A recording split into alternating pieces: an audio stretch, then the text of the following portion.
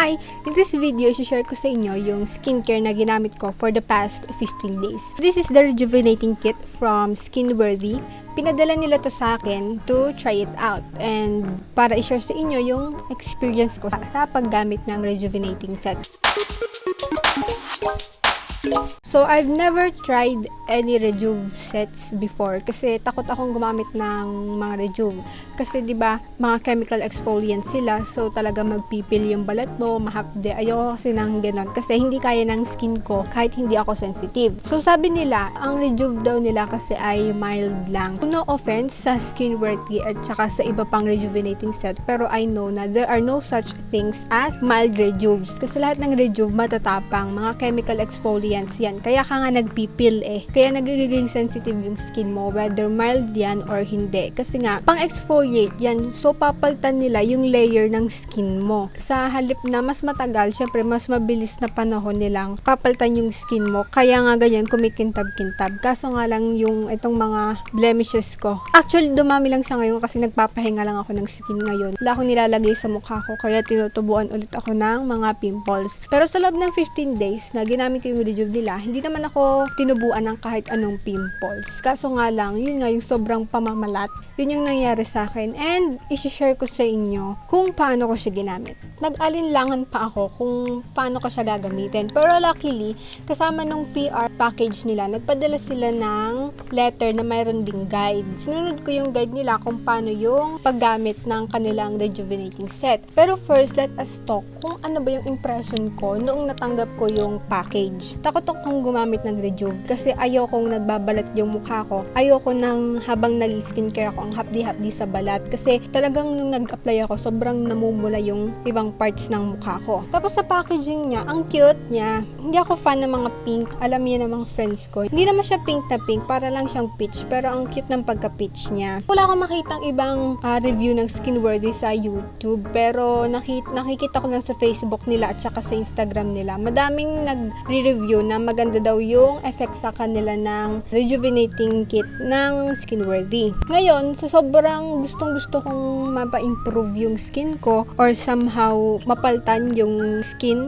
para matanggal din yung dead skin na meron ako, sige, try na natin. Why not? Ang katulad ng ibang rejuve set, meron siyang sabon, toner, at saka dalawang cream. Yung isang cream ay pang umaga, yung isa ay pang gabi. Sa lahat naman ng rejuve at saka sa ibang rejuve, ganun din naman yung laman. Pero parang may nakikita kong yung iba ay may serum. Pero napakabihira lang naman. Ang rejuvenating kit ng Skinworthy ay 360 pesos SRP. Sa day 1 at day 2 ko, nagsabon lang talaga ako morning and night. Tapos sa day 3, inad ko yung serum cream. So sa pang umaga siya, yun yung cream ng pang umaga. Then sa day 4, yung sabon, tapos gamit ko na din yung toner at saka yung serum cream. Serum cream sa umaga, yung toner umaga at gabi din, pati yung sabon. Tapos sa day 5 and succeeding, kasabay na yung brightening cream. Yung brightening cream naman nila is panggabi.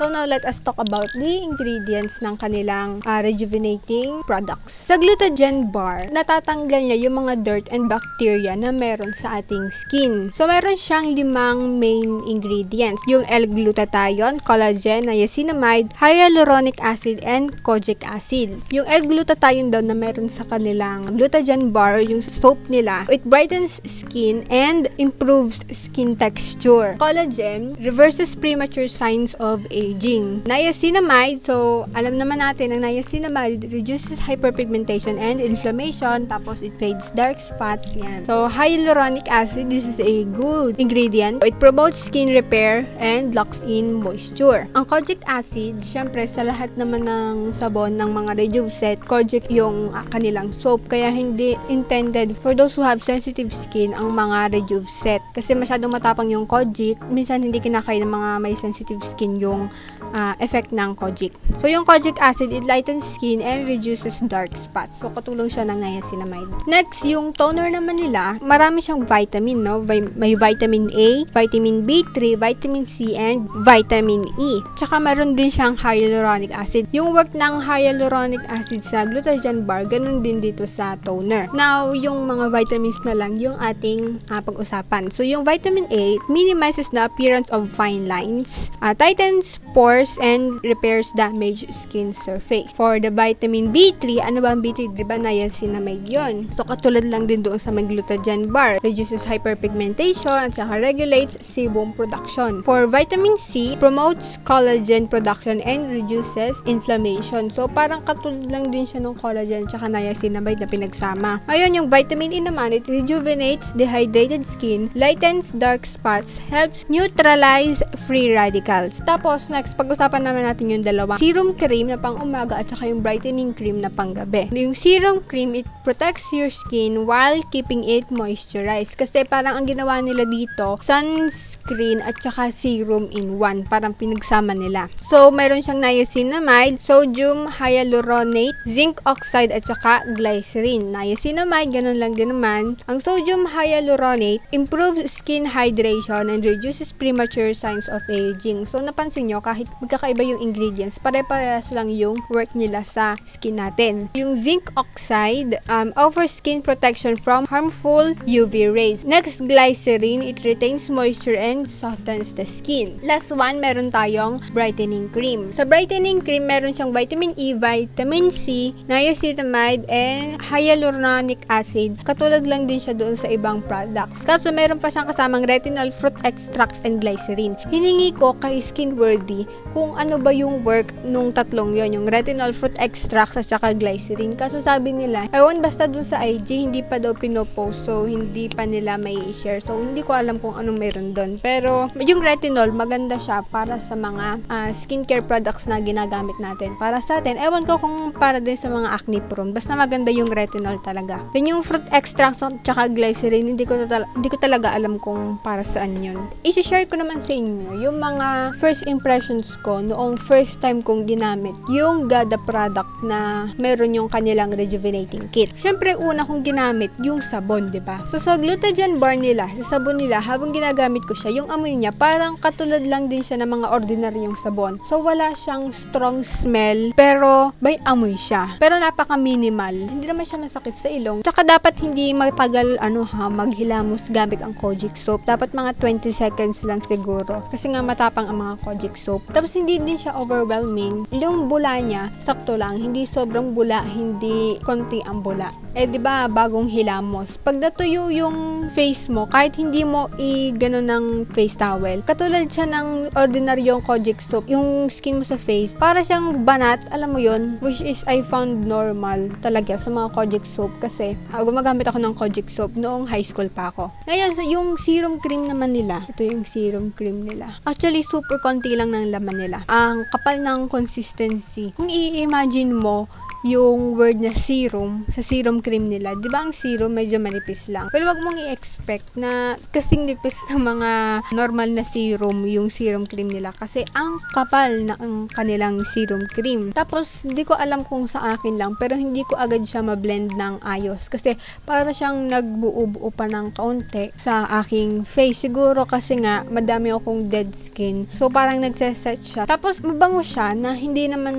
ewan ko, I don't find it negative. Tapos, after mo maglagay, instant glow. May glow talaga sa face mo after mo siyang i-apply sa skin mo. Then, yun nga, dahil nga serum cream siya na may SPF, may white cast siya. Ang tindi ng white cast niya na kahit konting ganito lang, kahit hindi ka matapatan ng ilaw, kita mo sa salamin na may white cast yung face mo. Next, we have the toner. Napaka-minimal ng kanilang design. Parang ang lakas ng dating kahit napaka-minimal. Yung toner nila, may konting amoy na halos wala. Alam mo yun, parang pawala yung amoy. Siyempre sa mga unang araw, hindi nag-sting yung toner kasi 'di ba, pag toner na sa Rejuv matapang, so parang may sting siya. Hindi din siya hydrating sa balat. Kasi siyempre, nagmula ako sa Lux Organics na products na kapag ginagamit ko yung toner, nahahydrate yung balat ko. Tapos, kahit hindi ako nalabas ng bahay, pagkakahilamos ko, tapos magto-toner ako. As in, literal, ang dami niyang natatanggal na dirt sa aking face. Lastly, yung brightening cream nila, mayroon din tayo. Same packaging lang with the serum cream. Pero ang pinagkaiba nila, para kahit hindi mo na i-label, yung sa serum cream nila, pataas to.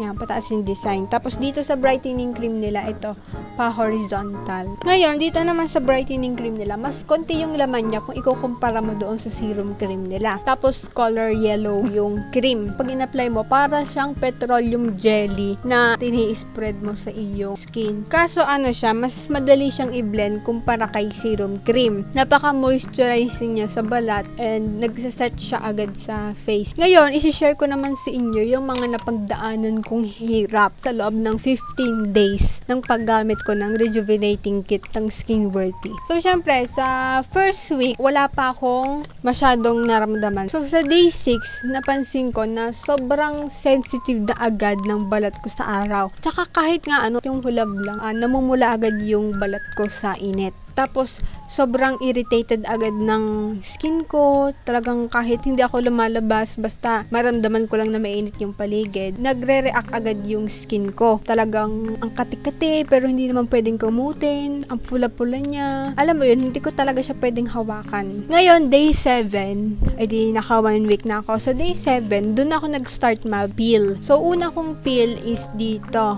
Actually, sa triangle of death ko. Yan. Diyan ako nag-start nag-peel. Tapos ngayon, habang gumagamit na ako ng yung sabon, yung toner, yung cream, alam mo yun, ang tindi ng pagka-sting sa balat. As in, sobrang hapde. Day 7, nagsimula agad ako mag-apply ng pat-pat lang. Hindi ko na siya ma-glide ng ayos kasi nga, sobrang hapde, sobrang sakit. Talagang kahit konting ganun lang, mamumula siya tapos maiiyak na ako sa hapde. Tapos day 8, sunod-sunod to, day 8, parang hindi na siya humapde. Medyo nag-iba yung pakiramdam ko. Kaso, di ba ang dry sa feeling? So, nagtry akong gumamit ng face mist para lang ma-hydrate yung balat ko. Kaso, hindi pwede, mga sis. Hindi ka pwede mag-face mist kasi magre-react yung skin mo. Sobrang hapde. As in, buong mukha, hindi ko kinaya. Gusto ko lang naman ma-hydrate yung skin ko. Tapos, yun nga, mas madami na yung pagpipil ko nung day 8. May papakita akong video para makita nyo kung gaano kadami yung napipil sa akin. Day 10, nakalimutan ko gumamit ng sabon ng umaga. Nagilamos naman ako ng mukha, syempre tubig. Tapos nag-toothbrush. Kasi nakalimutan ko talaga gumamit ng sabon. Tapos dumiretso agad ako sa toner at saka sa serum cream. Tapos manghang-mangha ako kasi, ang day 10 pa lang ako pero walang hapdi-hapdi. Tapos 'di ba dab-dab lang ako nung nakaraan. Ngayon kaya ko na siyang i-slide, kaya ko na siyang i-glide sa aking skin. Pati yung serum cream, ganun din. Ako'y manghang-mangha. Naalala ko, hindi nga pala ako gumamit ng sabon. Parang naisip ko, baka sabon yung may pinakamalaking dahilan kung bakit sobrang hapdi ng balat ko. Kasi baka nga hindi na kinakaya ng balat ko yung kojic acid na meron doon sa glutathione bar nila. So, nung gabi ng day 10, tinry ko ulit na wag gumamit ng sabon. Kasi nga, tetesting ko kung baka sabon nga yung may dahilan kung bakit sobrang hapdi sa balat kapag nag-skincare. E di yun, hindi ulit ako nagsabon ng gabi. Hindi na siya mahapdi. So, from day 10 hanggang day 15 ko, hindi na ako gumamit ng sabon kasi hindi ko na talaga gusto yung sobrang pagka-hapdi ng balat ko. Kasi, nag-peel na yung balat ko. So, pag nagsabon pa ako, sobrang irritated talaga ng balat ko. So, hindi ko kinaya. Di ba hindi na ako nagsasabon? Kahit nag-apply na ako ng toner at serum cream, dito sa bandang to, yan, sa taas ng aking triangle of death, okay lang dyan. Pero pag nag-apply ako dito, grabe, sobrang namumula itong may part ng bigote ko at saka dito sa may part ng balbas. Dito pa rin mahapdi. Ito kasi yung unang nag-peel, tapos siya pa yung huling nag-peel. From day 11 to day 15, ito, pare-parehas lang yung mga naramdaman ko dito. Parang hindi ako gumamit ng soap, wala akong mararamdaman na sting. Pero effective pa rin yung paggamit ng toner at saka ng dalawang cream. Super effective pa rin kasi talagang natanggal yung mga dead skin ko. Tapos nag-glow-glow. Hindi ako tinubuan ng pimples. Ngayon lang ako tinutubuan kasi nga papahinga ako, wala akong nilalagay sa face ko kundi tubig lang. Konti na lang yung pagpapanit balat ko sa day 11 to day 15 hanggang sa super minimal lang. Hanggang sa ngayon, ito na lang gilid na ito sa gilid ng ilong ko, pero pawala na din siya.